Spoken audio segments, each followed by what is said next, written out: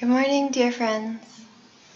So we'll begin with listening to 3 sounds of the bell together in order to come back to ourself.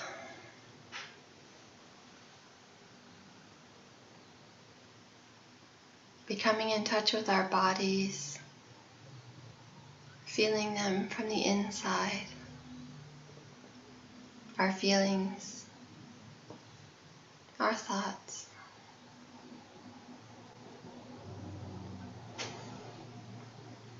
Noticing what's happening inside us.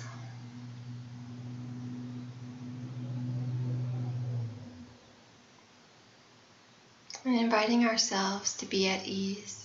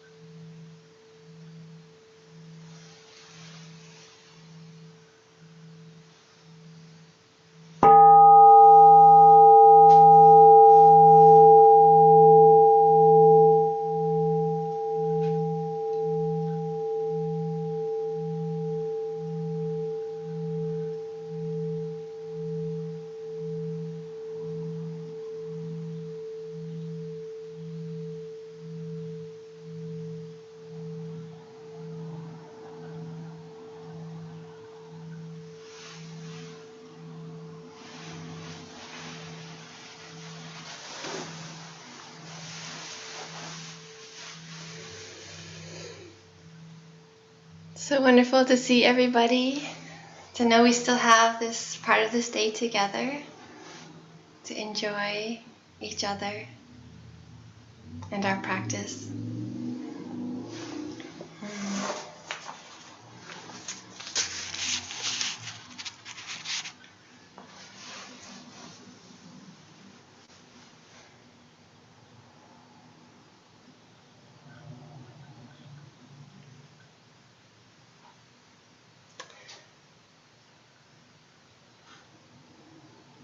As we practice with interbeing more and more, it's clearly a big part of our practice and our tradition.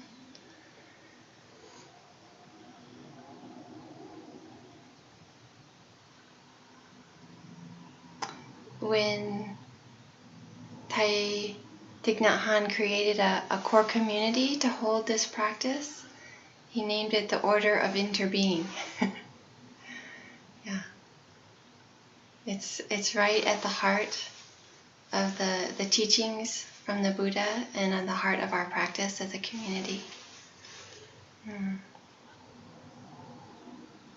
one of the gifts that we begin to experience as we go deeper and deeper into this knowing of interbeing is non-fear.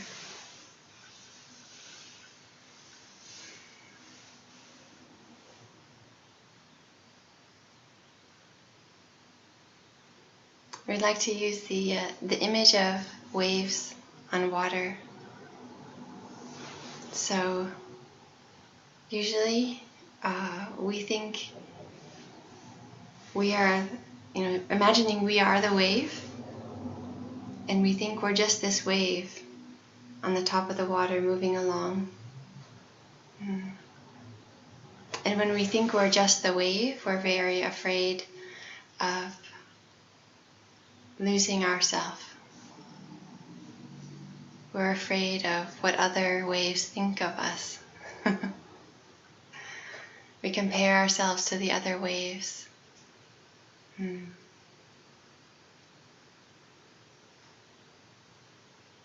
But as we use the eyes of interbeing more and more, we begin to see we are not just this wave that can be seen up on the top of the water. The wave, in fact, is made of the water. It is the water. It's not separate from the water.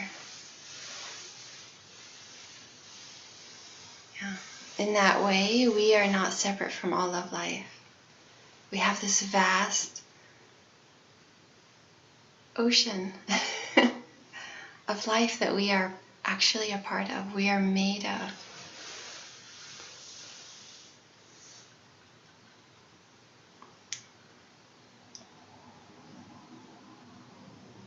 So when the wave knows that she's water, she is the ocean, then she doesn't have the same fear of existing or non-existing, of being better or worse, of failing or succeeding. If she looks a little more deeply, she sees, the success of that wave over there is the same as my own success. I can celebrate that. We're all made of something much deeper.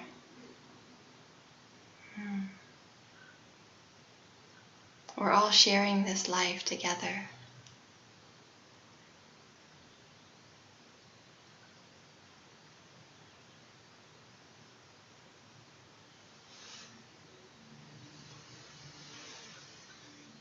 Imagine a tree, a big old tree, and it puts its leaves out in the spring, and they grow all green, and they enjoy their summer life. And all through the summer, they're receiving the nourishment from the sun and the wind, and they're taking that nourishment in and feeding the trunk of the tree and the roots. And the roots are feeding the leaves. And then the autumn comes.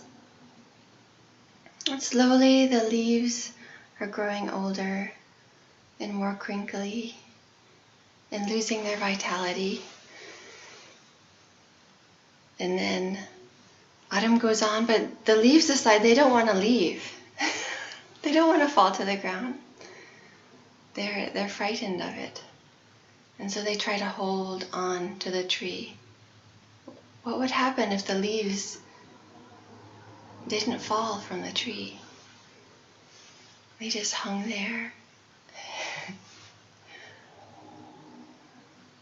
There would be no space for the new buds in spring.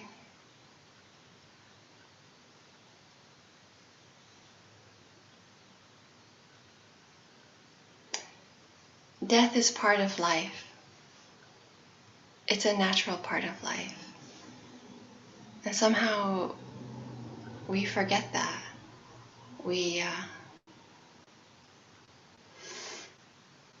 It's strange in our society, it's like we deny it. We just don't want it to be there. We're afraid of the letting go.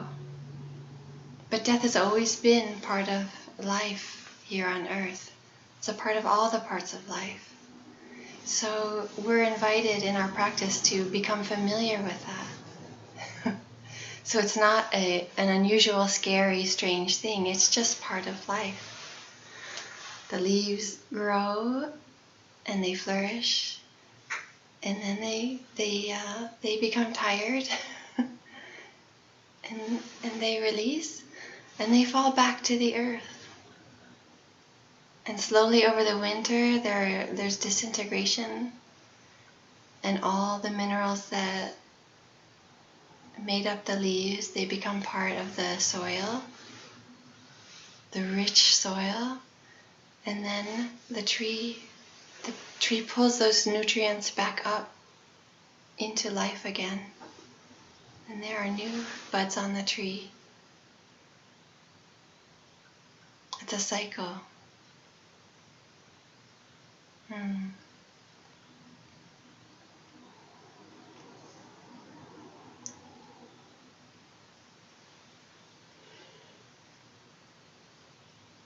Sometimes as you practice more, you may find these really interesting practices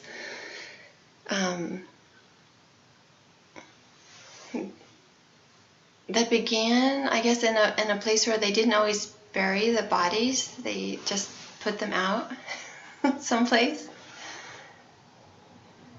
So we're invited to imagine ourselves after we've passed away, and we imagine our body laying out on the ground, and imagine it decaying until it's just bones drying in the sun, until the bones become dust and go back to the earth.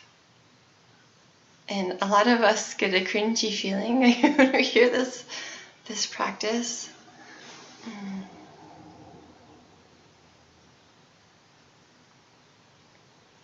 I remember when I'd been in Plum Village a little while, I learned about this practice. And at that point, somehow I always felt my father was more fragile in our family. So I had more of a fear of my father dying. And I became aware of that as I began to practice. So I started doing this meditation on him.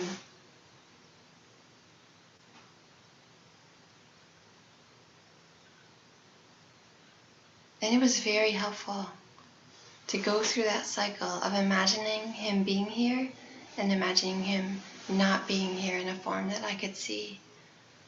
And imagining until the point where his bones became the earth again. And this becoming familiar and close with the reality of the cycle of birth and death. And there are many different benefits of a practice like that. And the first one that I noticed is I was so excited he was still alive once I had imagined and felt what would it feel like when he's not here, when he's only bones and dust. So when we imagine that of ourselves and each other, knowing that's part of what's going to happen, autumn's going to come and we're going to get crinkly and we're going to return to earth. It helps you to wake up to how amazing it is that you still have a body, you still have a day to live, and your loved one may still be there. So you really cherish the moments we have together.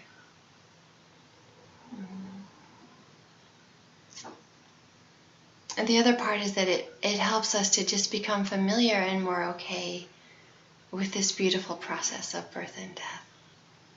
Familiar with it. When we're afraid of something and we kind of squish it away, it just becomes bigger and it starts to push us. And it can become an uncomfortable feeling we carry around with us. There's something we're afraid of. And often it might be our own death, right? Or the death of our loved ones. And when we stop just kind of suppressing that fear and get to know it, embrace it, bring a deeper wisdom and understanding to it, then it's not pushing us anymore. We have more freedom.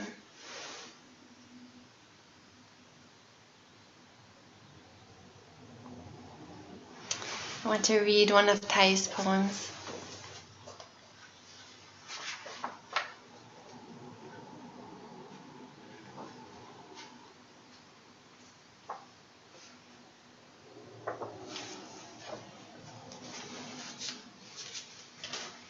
called oneness. The moment I die, I will try to come right back to you as quickly as possible. I promise it will not take long. Isn't it true? I'm already with you.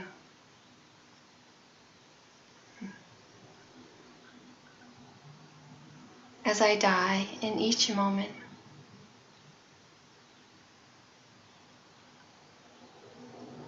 I come back to you in every moment. Just look, feel my presence. If you want to cry, please cry, and I will cry with you. The tears you shed will heal us both. Your tears are mine.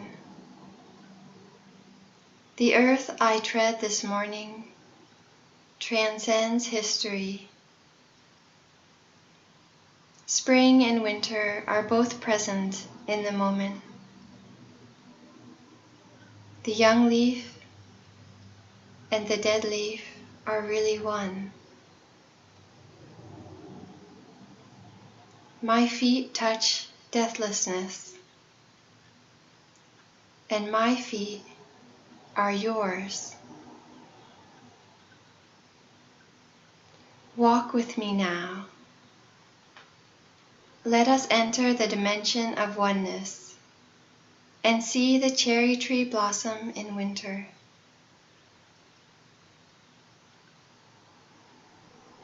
Why should we talk about death? I don't need to die to be back with you.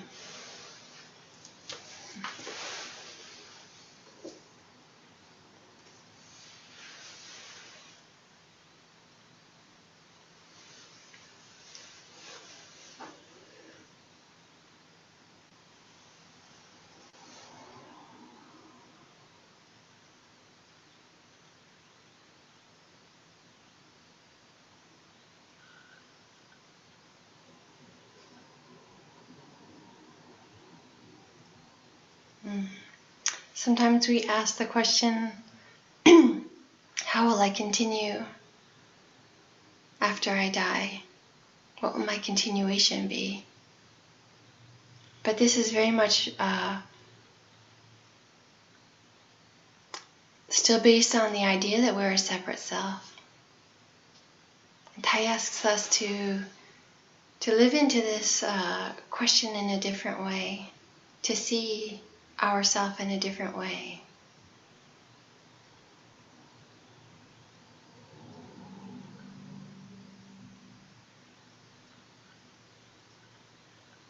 Which is that we are part of the world around us. After we die, but also right now. We're not just this little body and then it's going to go away. We are a living part of a living body. So he uses the image of a candle. Can you see the candle behind me? Yeah, here. So the candle burns, and then at the very end, when we don't see it, don't ask at that moment, where did I go? Where's my continuation in the world? What's it going to look like?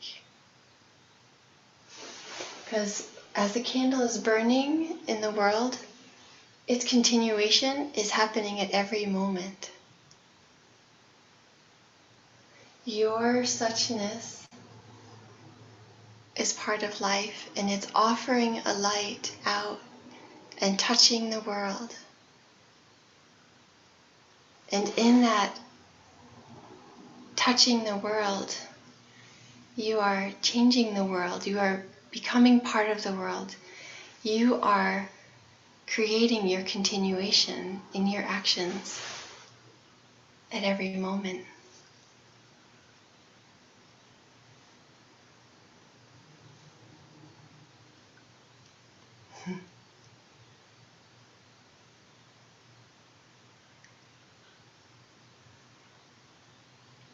How we live our life is our continuation. All the choices we make are leaving a mark.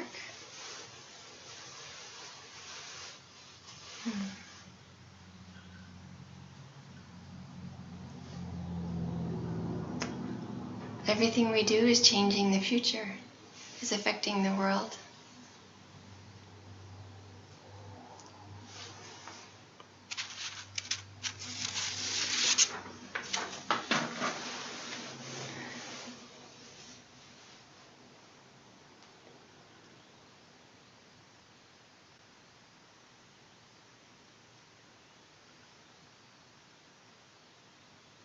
To me, this is an amazing thing to wake up to realize that we have this incredible opportunity to be part of the world, to be part of its creator, to be part of the shaping of the future.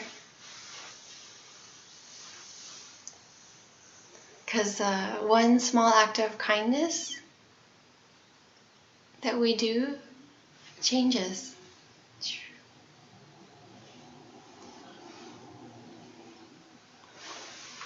Every transformation that we undertake in ourselves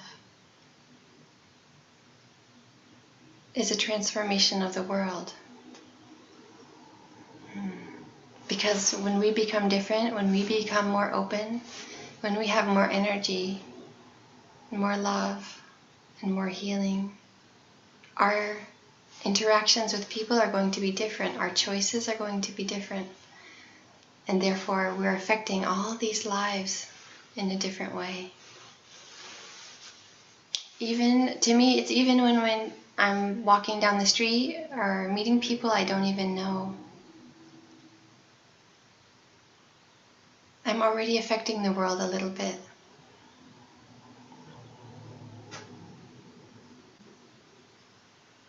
If I'm seeing the people I meet, if I'm smiling to them, if I'm offering my respect, that's a little bit of what is creating our society, creating our collective experience.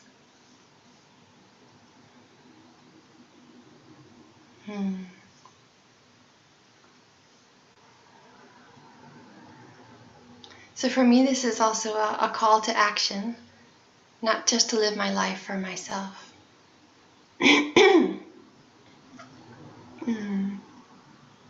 And also not to just think of my continuation as my family. I think that's a transmission we have.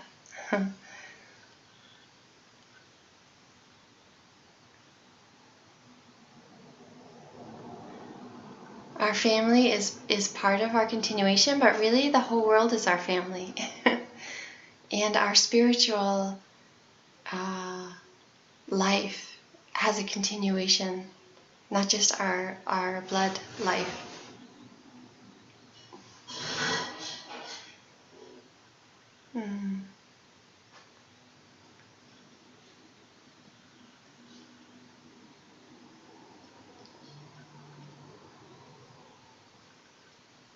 Not caught in our body. So if we see something that we really love in the world, or we do something that we really love, our continuation can go through that, right? Helping that to continue.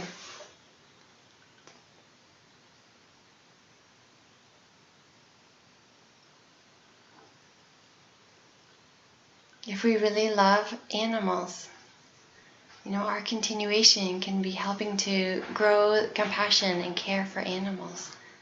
And our efforts in that area will continue on into the future.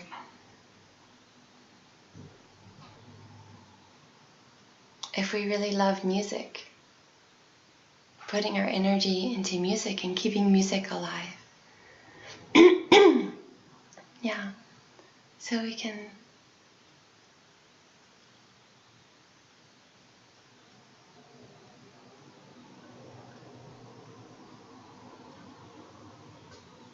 touch life in these ways. If we really love the Dharma, and the kindness and the healing that we see that brings, right? Then we can become Sangha builders. Put our energy into the Sangha and keep the Sangha alive so that it thrives and is a resource for many generations. It can grow deep roots.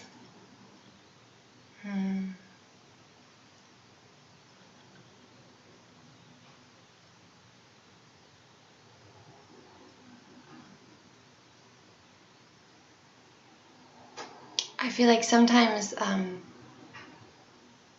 our modern life is so complex that it can keep me busy all the time doing things that I don't really care that much about. Yeah. So I need to check once in a while, what am I offering with my life? What am I really putting my time and energy into? And for me, I love the Sangha and the Dharma. Pretty much that's at the top of my list. So I'm going to put as much energy as I can into the Dharma and the Sangha. And I'm going to show up. I'm going to put my creativity there because it's so profound.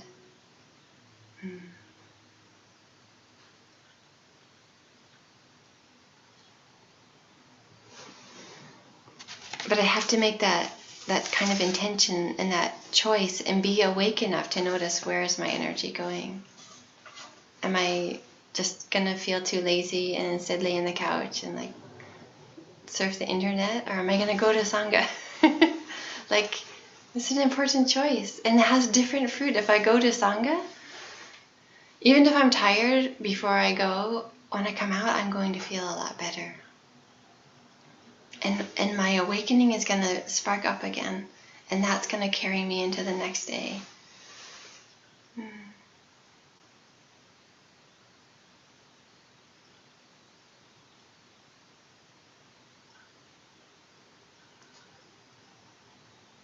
The Sangha is the Dharma. The Dharma is the Sangha. It's the Sangha that brings the Dharma to life so we can meet it and be nourished by it. And Tai invited us to put a lot of energy into Sangha building, and he put all his energy into Sangha building because that's where the Dharma can come to life. That's where we can see it. And it's so beautiful because the Dharma is amazing. But when we first start practicing, we don't have much fruit yet. Yeah. So the Sangha, it's not that it's a perfect place, right? It's a place where we go, where we can find our practice, where we can keep it alive, where we can heal and grow and learn. The person I was 3 years ago isn't the person I am today because the Dharma is still changing me. Yeah. So it's a place where we're all growing and changing. But what we do is we hold the Dharma alive, keep it there, so that we keep growing and keep changing and keep loving more and more. And in creating community together,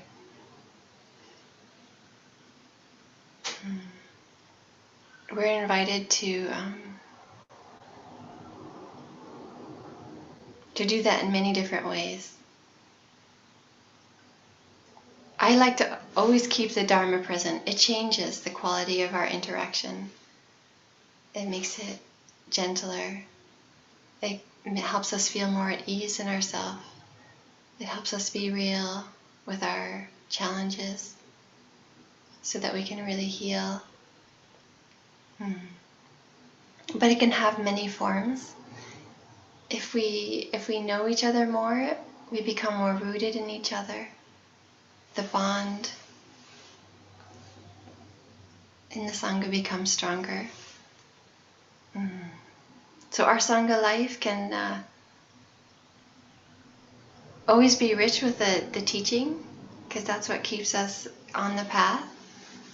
if you put a lot of practitioners together and you don't have the teaching and the practice, we won't look like practitioners for very long. We start to disintegrate into the habit energy of society, and we start judging and becoming fearful and all those things. It's the practice and the teaching that keeps that alive. But within that, we can have a lot of joy also. We can play together. We can build deep friendships. So Sangha building can have many, many shapes. And we can be creative in that. Finding ways to bring our Sangha family together.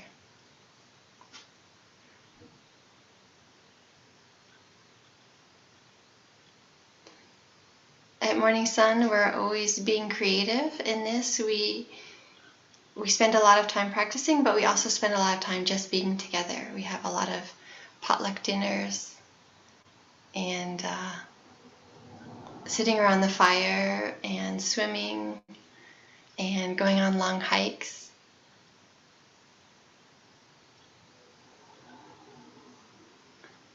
Occasionally dance parties. Held in the mindfulness trainings. It's very light.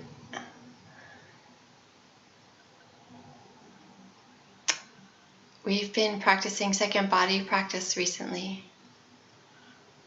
So if you have a group of people who are practicing regularly, you can create a way of making sure everyone is seen and has contact, and deepening your connection with each other with something called the second body practice, where each person, you create like a circle, and each person has one person that they are making the intention to see, to really see them and connect with them. So I might be connecting with John, and then John is connecting with Mary, and then Mary is connecting with Sarah.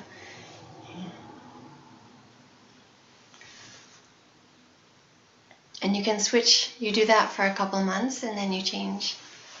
And then you have different second bodies. And it gives you this opportunity. For us, we were invited to spend like half an hour a week-ish. Doesn't have to be that much. We live close to each other. So together. Doing something nourishing for the person that you're kind of looking after, your second body. Finding what brings them happiness. And just getting to know them more.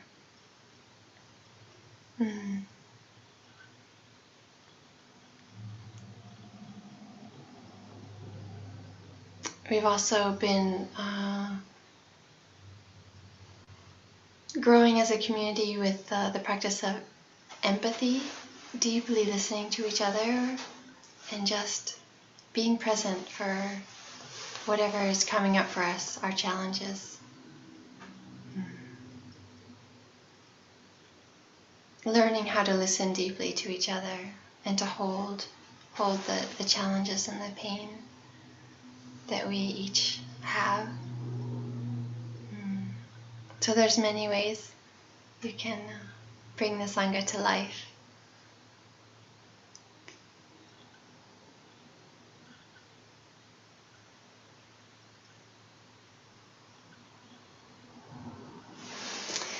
So let me see what time. Yeah.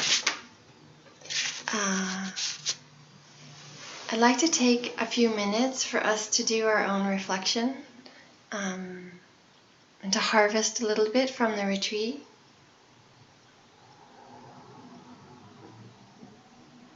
So if you could take just a minute to find a piece of paper and a pen.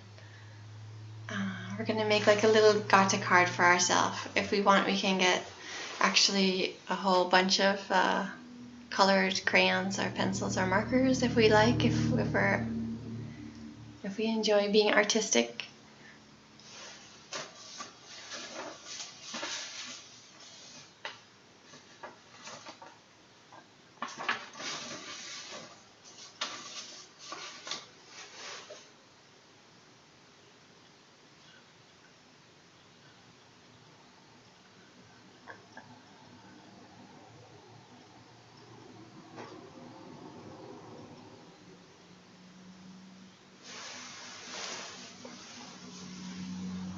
While we're waiting for our friends, feel free to stretch.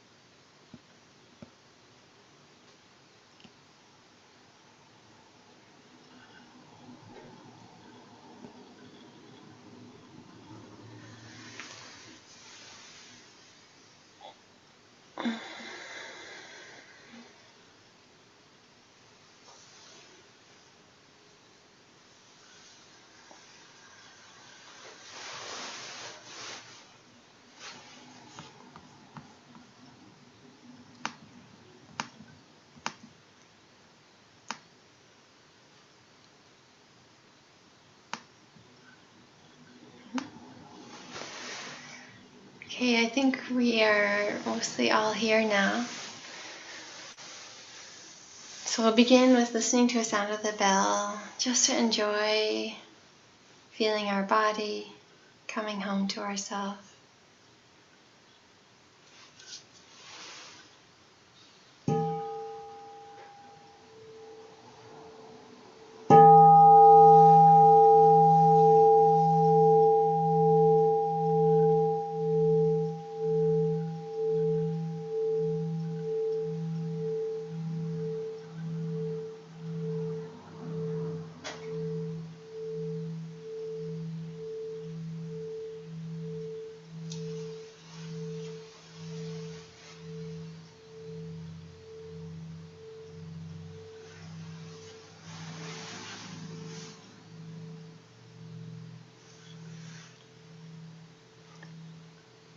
So if you'd like to, you may like to keep your eyes closed or open, but it'll be a little bit of like a guided meditation.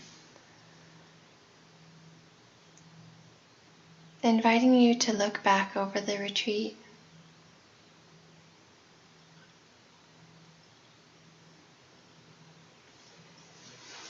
To see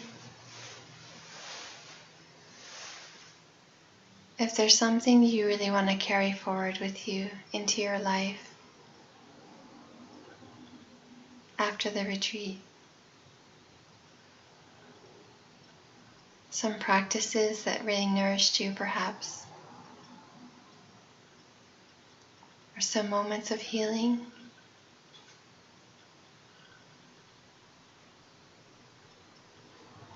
Or some insights. Moments where you suddenly saw something more clearly than you usually see. And it felt very meaningful to you. Something you don't want to forget. That you want to carry, keep alive.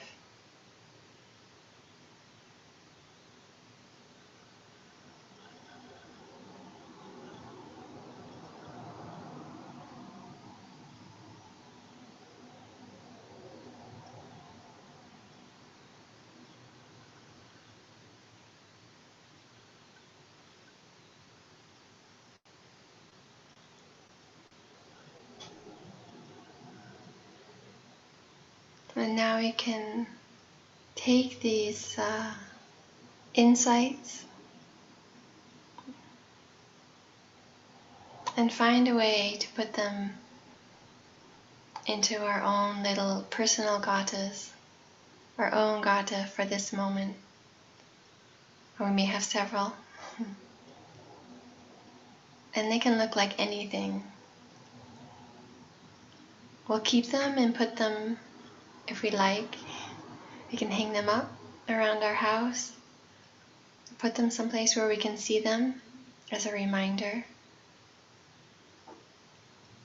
Or maybe we keep it by our meditation cushion and we bring these into our meditation with us.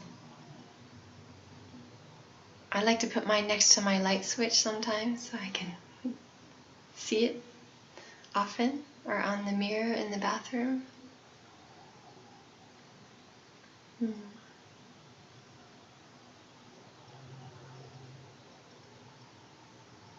So it may look like one word that we write in a big way, put in our hallway. Or it might look like a few sentences, or a poem, or just a few lines that capture the insight, the thought, or the feeling. Or it could be a picture or an image. So when you're ready, you can open your eyes and have fun making yourself these little gifts.